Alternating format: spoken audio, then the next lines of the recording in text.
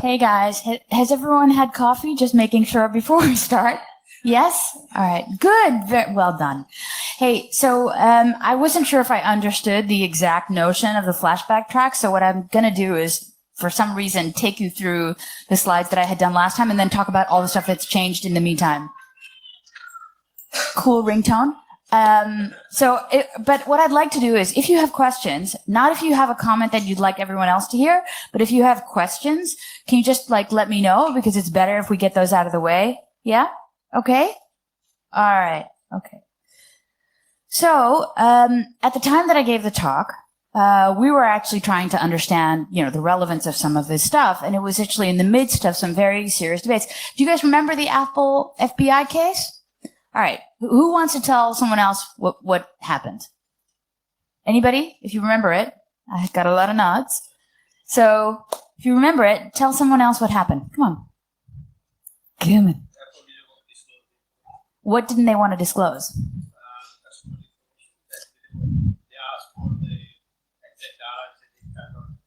Not exactly. Does anyone? Yep. Yes. How did they want to unlock the phone? Does anyone remember what they specifically asked of Apple? You know, Craig. Just tell them. The PIN code. But they wanted to do something specific. They actually wanted to send a software update. So they wanted the signing key for iOS.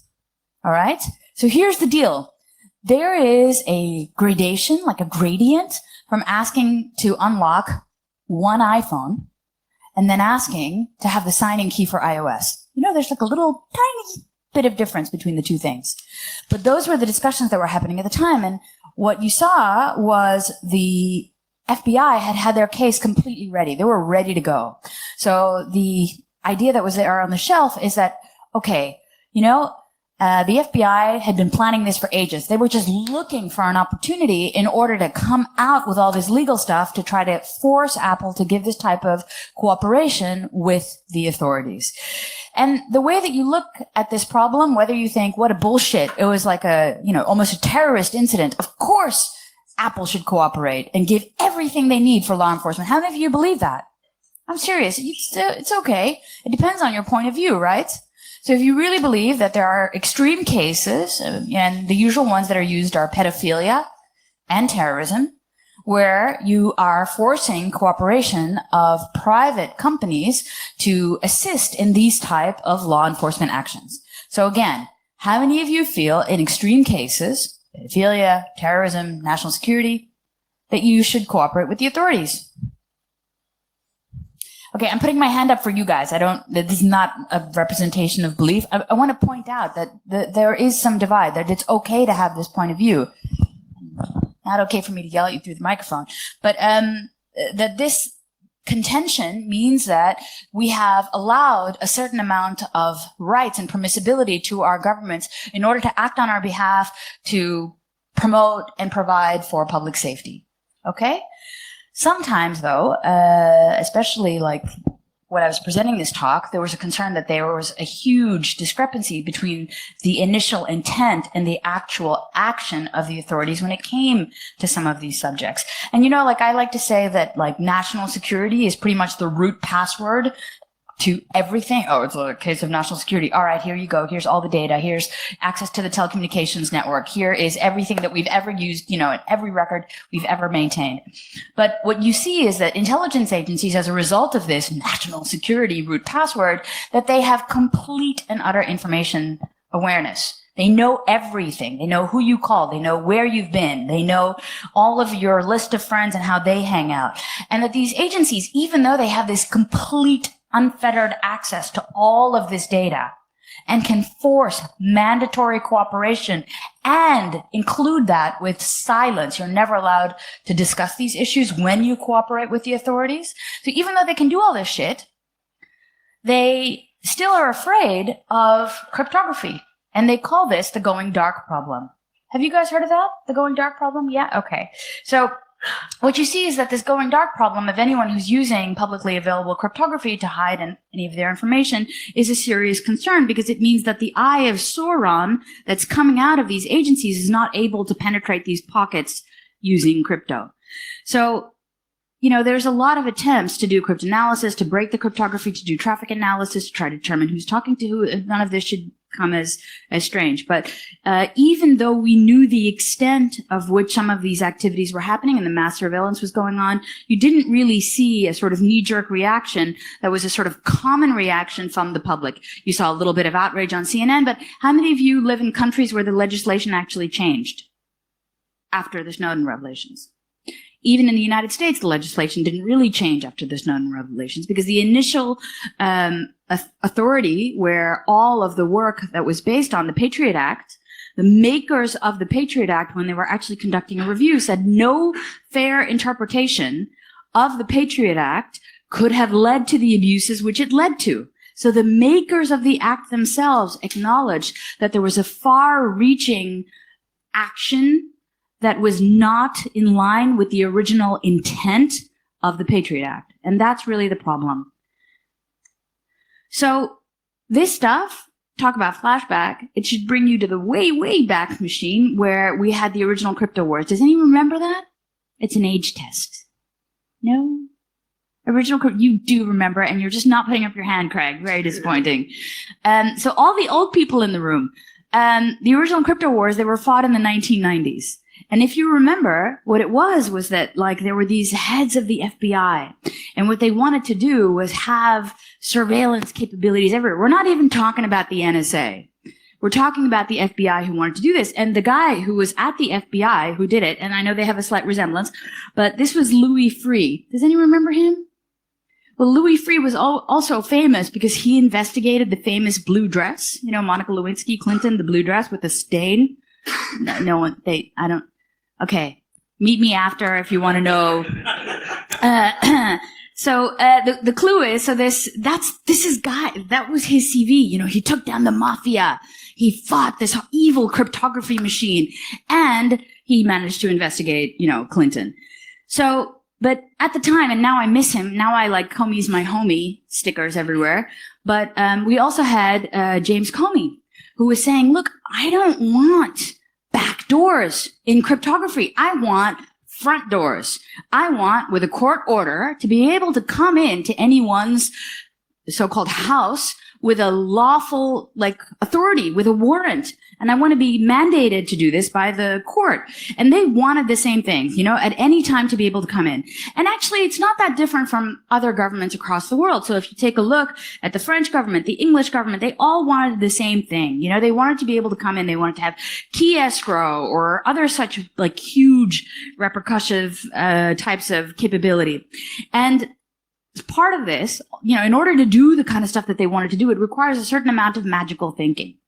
And those of you that are familiar with it will understand why. Because basically what they said is, look, I want to be able to get into any type of communications or communications device at any time. And I want to do that. Maybe we can, split the keys, or I get this magical unicorn-shaped poopy golden key. And with my golden key, when I have a court order, I can just unlock something. And by the way, nobody else will find this master key. Just for me. How many of you believe that? If you do, you really need to see me later. So the clue is that this magical thinking was not only to a few people. Have an encryption in it that you can't get into they're encrypted and there's no backdoor key. And just wanted to know what, and of course this is different from their predecessors, the other phones were able to get into. What is what is the FBI's position on Apple and Google's decision both to encrypt these smartphones? We have a huge problem where we in law enforcement, state, local, federal, and in national security work are increasingly, when we have court process, judges issue search warrants or interception orders, we are unable to execute on those orders. And because the device is locked or the communications are encrypted. And so we're drifting to a place where a whole lot of people are going to look at us with tears in their eyes and say, what do you mean you can't? My daughter's missing. You have her phone. What do you mean you can't? Tell me who she was texting with before she disappeared. And I keep saying to folks, as a democracy, you should never drift. Maybe that's where we want to go, but I think we have to have a conversation in this country about where are we going. I don't want backdoors. I want, with court process, the ability to gather evidence evidence after I've shown probable cause to believe on that device is evidence of a crime. The Fourth Amendment is clearly in play, and I follow it and I get authority. We need to discuss if we're going to go to a place we can't get access. So it's a huge feature we're discussing. The sheriffs and chiefs raise it with me everywhere in the country and say these are important in domestic violence cases, child exploitation cases, car wrecks. And I don't know exactly what the answer is, but it's something we have to talk about. So, you mentioned about. All right. So here's the deal, guys. It sounds really rough, right? You want to help this guy. Again, Comey's my homie now. But at the time when he said this, I was like, yeah, right. This is a load of bullshit. And why is it bullshit? Any ideas? Do you really need Apple or Google to tell you who texted who? All right, then. You can get it from the provider. Exactly. So do you need Apple or do you need AT&T? And by the way, all of the lawful interception systems at telecom networks are super mature and can do this all the time.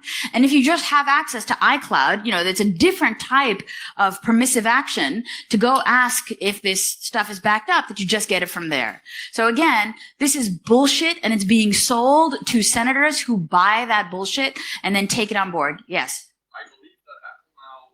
Is it a question or a comment? It's a comment. Okay, leave it for later. You missed my intro when I said no comments.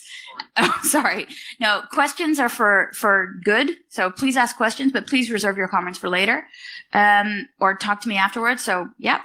All right. Hey, listen, the clue is that he had alternatives. So it wasn't just AT&T. If he really has something that is actually locally stored on the device, there were alternatives other than asking for the signing key to iOS. And I'm joking, why doesn't the FBI drop acid or get lasered? I'm kidding. I'm joking.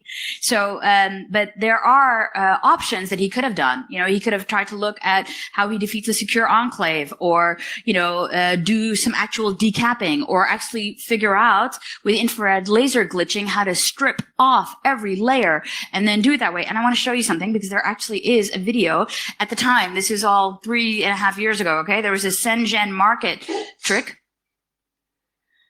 Yo guys, this is Guy from B-side. Apple has always priced its product for its storage space, right? So, Hold on. Apart from the storage space, everything and anything info is the same, but it's $100 more if you buy a 16GB phone compared to a 16 gigabytes. And we have one now here at Shenzhen, Huaqiangbei, China. And I heard one man has challenged the Apple pricing strategy single-handedly. Let's check out what it is. So here is where all the magic takes place. These guys have just where all the magic takes place. Changed my 16GB iPhone 6 to 128 gigabytes, and they will only charge me $60. Apps are getting bigger these days. Not mention they use it for more photos, videos, and other data just keep accumulating. It could be more annoying when I want to take a photo, but a notification window pops up saying there is not enough space. It is so frustrating to have to delete stuff on the spot. So totally different reason, but look what he's doing. He's just able to completely swap the phone. He just has access to hardware. It's more than a year old and out of warranty anyway, so I simply told him to go ahead. Looks to me the process is somewhat like putting an elephant into the fridge and can be summarized into 3 steps. First is taking my own 16G Hynix flash memory off the main board. Second, you transfer the basic data, like serial number, to the new 128G Toshiba one.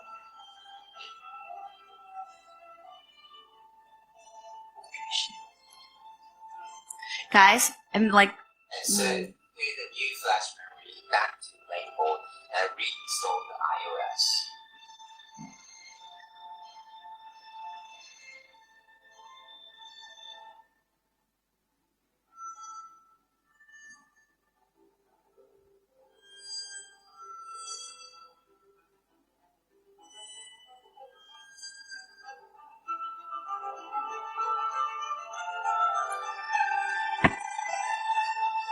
Okay, comparison upon completion.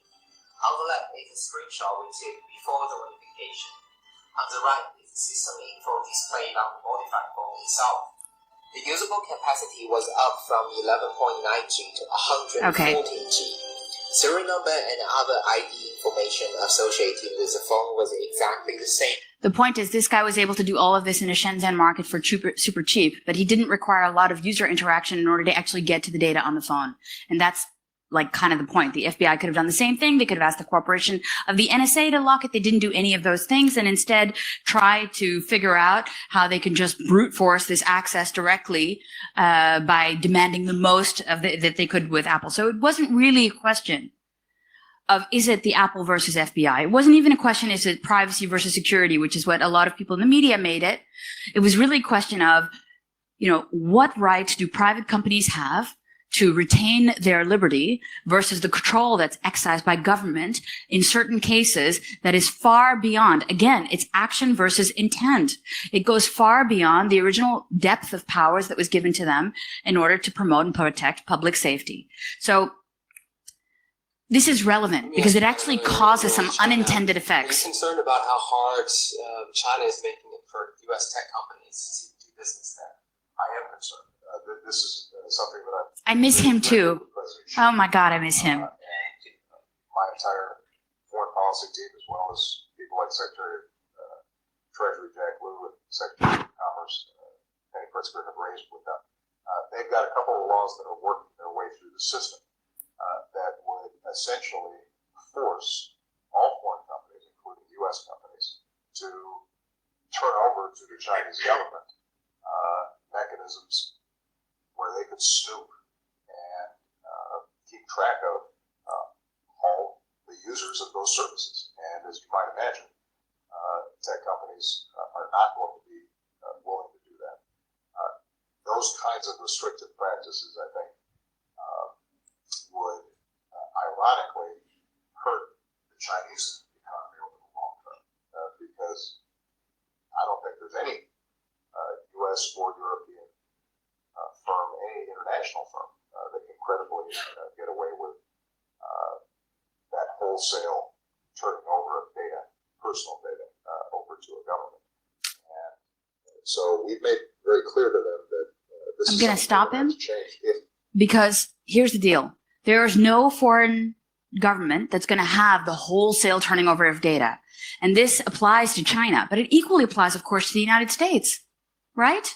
So why wouldn't we demand the same things from all governments? And imagine this magic key, this golden key again. You'd have to basically split your key, your master key, if you are Apple or Google or whoever, and you'd have to give a master key to the Chinese government. You'd have to give a master key to the American government. So again, imagine what it would require for you to be able to do this well and for the government to be able to do this well. You'd have to have like perfect technical execution and flawless process execution by these governments.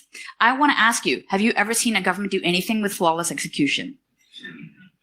So these types of tasks are not something that you want to just give to a government and let them figure out how to do it right. And it comes back to this initial idea. You saw in the James Comey video, he talked about, look, this is a real problem for the Fourth Amendment. For the Fourth Amendment is the right to search and seizure. But you also have the Second Amendment. Do you guys know it? The Americans might know it. You know the Second Amendment? The right to bear arms. So Americans have at all times the right to bear arms. And in the original crypto wars, the reason there was a war was because the State Department of the United States had said cryptography is a weapon. You cannot just trade cryptography or give it to countries without an export license from the US State Department. And all of the cryptographers said, no. Cryptography belongs in the public domain. Everyone should have access to good crypto. Damn it, that was actually kind of dumb, because if it was a weapon, we'd all have the right to bear it. And there would be no way you could, don't take away my crypto. It would be like a slogan instead of just the NRA kind of thing. Crypto kills people. I don't know. But the clue is that there's this great KXCD comic about it as well, but cryptography protects way more than just the bad guys who are doing this terrorism and pedophilia. As you know, free speech, fair trial, the right to dissent, the ability to have fair competition and intellectual property, et cetera, et cetera, et cetera. So there's a wealth of things why you want to protect your cryptography. And so, like, where does this go from cryptography to quantum? Well, we need to talk about quantum a little bit first in order to kind of bridge that gap. The first thing is, when I originally got interested in quantum, it was because I was working on lawful intercept systems. So I was building national lawful intercept networks in order for governments with a warrant to correctly be able to intercept only the traffic needed, not let the attacker know they were doing any interception, and making sure that those systems were fully auditable, accountable, etc. Yeah? So, I had met someone who said, that's all well and good, but how do you deal with it when you're dealing with post-quantum cryptography or quantum key distribution? And I said, no, it doesn't matter. You still capture the traffic. And then it's the challenge of the governments to decrypt it later. And they usually have techniques and tactics to do that. And they said, well, that does not work when it comes to QKD. So I tried to figure out, how does this work? And what you see is when we talk about things that are quantum, we're talking about all things around quantum technologies. And in order to look at quantum, we have to kind of take our head away from where we think about classical physics. Classical physics is the study of macroscopic things, right? Big stuff, big things, big reactions that we can see. When we talk about quantum, it's really different. It's all about super, super, super small stuff. And it's really a different type of study. So quantum kind of emerged in the 1920s with Niels Bohr. And if you guys ever saw that picture, with Einstein sitting on the front row with all these other scientists, that was the Solvay conference. And that's kind of like the seminal moment where Einstein and Bohr started arguing about quantum mechanics. And quantum mechanics, for a large extent, is very counterintuitive. So you have, Feynman, and you have Bohr even saying, like, if you really understand it, or if it hasn't completely shocked you, you don't really understand it. And if you think you understand, you don't really. Because of that counterintuitiveness.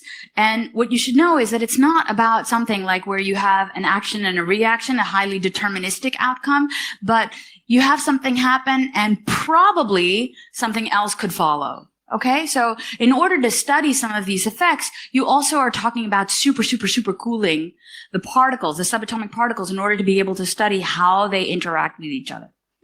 Have I confused you all thoroughly yet? No? Oh, damn it. All right. Give me some time. So when we talk about quantum and we try to figure out how we do quantum information science, we look at writing information on quantum bits or qubits. And, you guys all know binary, that's 0 and 1, right? Well, quantum bits or qubits are the 0 and the 1 at the same time. They exist in this like superposition state continuously. Okay, so they're continuously this. And only when you actually do a measurement do they indicate whether they are a 0 and a 1. So they are 0 and a 1 in all terms until you do a measurement, and then they flip one way or the other. Clear? Okay, all right, good. Entanglement is this principle that actually gives a quantum computer, which has a lot of these qubits, scale. And the reason it does that is this is how we link the individual qubits, which are existing in this superposition state, to each other. So you'll have a 0 and a 1, and when you want to couple it with another 0 and a 1, so let's say I have a qubit that's positioned like this. In order for me to entangle, I basically flip the bits, right? And then I entangle these two to the other side. When the result is 0, of mixing this with this, then I know that they've been properly entangled. Okay? Clear? Still confused anyone yet? All right. Okay. So entanglement gives these quantum computers scale because of the following reason. Think about it this way. When I'm binary, I can be a 0 or a 1. So if you write something on this binary state, you write it in one of these two states, right? But when I write it in a qubit, you have to think that it's 2 to the n. All right? So phi m, where n is the number of qubits. So if I have 1 qubit and it's 2 to the n, it's louder, guys. Come on. I know we haven't had coffee, but come on. All right. 2 to the n, where n is 1, is good. 2 to the n when n is 3. When n is 4. When n is 5. Here's the deal. This is an exponential thing. So because of this exponential capability, with only very few qubits, I have tons of space to write on. In the same spot where I had this one binary probability of like the 0 or the 1, if I have 2 to the x or n, where I have multiple qubits entangled to each other, I have this exponentially increasing space to write my information. This is the power of quantum computing. So the idea is you have these qubits, you entangle them together. When you've achieved that, you have this massive amount of space to write all of these possibilities. Are we clear? Do we understand how cool and kick-ass quantum computing is just from this principle? All right. Okay. Problem with entanglement. Einstein didn't believe it. He called it spooky action at a distance. He said, this is bullshit. You know, God does not play dice. He won't give you this probabilistic outcome. You cannot tell me that you can combine things over an arbitrary distance, have them so coupled that a flip on the one entangled side, photon side, will result in a flip in the other side. No fucking way. Doesn't happen. And why doesn't it happen? Anyone know? God. Hell yes. Thank you. We talked about it last night. But it violates relativity because this is happening faster than the speed of light. Okay? What? No, there is. So that's right. This is the thing. All right. So here's the deal. There are scientists at the TU Delft who, when I presented this paper, it was only a few months after they did this. There was an article published in Nature. You can still Google it now. There's a great YouTube video. Please go look. Okay. It's all about the loophole-free Bell test. And what they did is this test across this university campus with 2 diamonds. And what they've done is they've taken the electrons in these diamonds, they've entangled them, then they had photons added to the mix, entangled those, and then they did this swap test across the distance of this university campus. And what they saw is that faster than the speed of light on multiple tests, and also validated and verified by other scientists, you had this loophole-free test, which always resulted in this spooky action being verified and basically proving Einstein wrong. There is something that goes faster than the speed of light in this thing. We don't know how. We don't know how the hell they're managing to communicate across this arbitrary distance. We don't understand it. And we can't explain it, but we can observe it. We can see that it's happening and that it's been validated. This is crazy, scary, kick-ass shit. And the result of which means that because of the power that we give from a quantum computer, you know, we saw Moore's law, right? Everybody remembers Moore's law? Yes? But now what we're seeing is Amdahl's law, which is you keep adding processing power, or you keep adding chips, but you don't have the necessary increase in processing power. So what you're seeing is a sort of parabolic shift downwards. Instead of this continuously increasing exponential effect of Moore's, you're seeing Amdahl's kind of going, not so much. And because of Amdahl's law and our decreasing processing power, we basically need alternatives to still get our high for our computing resources. So there is no alternative other than to look at quantum computers. By the way, I have to be very clear. Quantum computers are not there for you to like do little cool funky things. They're really there for scientific analysis and very specific types of problem sets. So it's not going to make your home computer any faster. Okay. And what we see is that there's like, before we even thought about having a quantum computer, we already had 2 algorithms, Shor's and Grover's. Shor does integer factorization. Everybody remember their high school math? Remember what integer factorization is? Okay, good. Anyone not remember? Don't be shy. Okay, you raise your hand in the back. Good. Okay, all the people who are cool and say they did remember, or, you know, claim to be cool. Someone tell them what integer factorization is, please.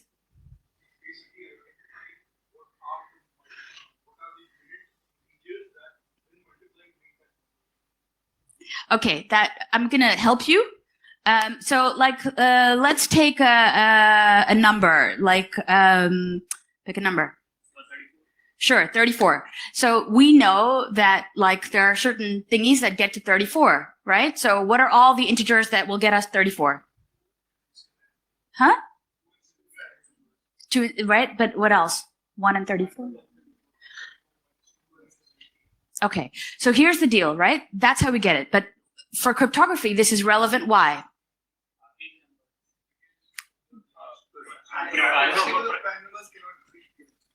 Very good. So the idea is with cryptography, we're always using very large primes, right? And what we're trying to figure out is when we have these very large primes, we multiply them together and we get the ciphertext as a result, as a product of these, large primes. We want no one to be able to factor back from just having a sample of the encrypted traffic. We don't want them to get to our original keys. That is why integer factorization would be kind of like a snag in that whole cryptography thing. So as a result of which, we don't want anyone to be able to do it. So the algorithm is there. It's just waiting for a quantum computer with enough entangled qubits in order to be able to run Shor. And this is what the whole bloody planet is working on right now to try to figure that out. The second thing you have is Grover. Grover's algorithm is doing the optimization of large database searches. And so what Grover's gets to do is basically look at all of the possible answers, filter them all out simultaneously. It basically runs all the options at the same time. That doesn't blow your mind. I don't know what will. But Grover's gets to do that. So it just tries all the outcomes at once. And then as a result of which, figures out which one is correct to solve the problem. Yeah? I'm sorry? Yeah, the P and NP problem. Yeah. Yes. Yes. So the idea is because of Shors and Grovers attached to a quantum computer, instead of looking at all the opportunities, look, there are some really cool opportunities. We could do personalized medicine. We can cure cancer. We can do protein folding stuff. We can figure out, new fuels and nanotechnology. We can do all kinds of scientific modeling on a quantum computer, which could potentially, save the human race from the cesspit that we are currently in. But the downside is it breaks crypto. Okay? Pretty bad. And everybody all over the planet is in on this quantum race. Everybody wants to get there first because it's a huge strategic advantage of reading everybody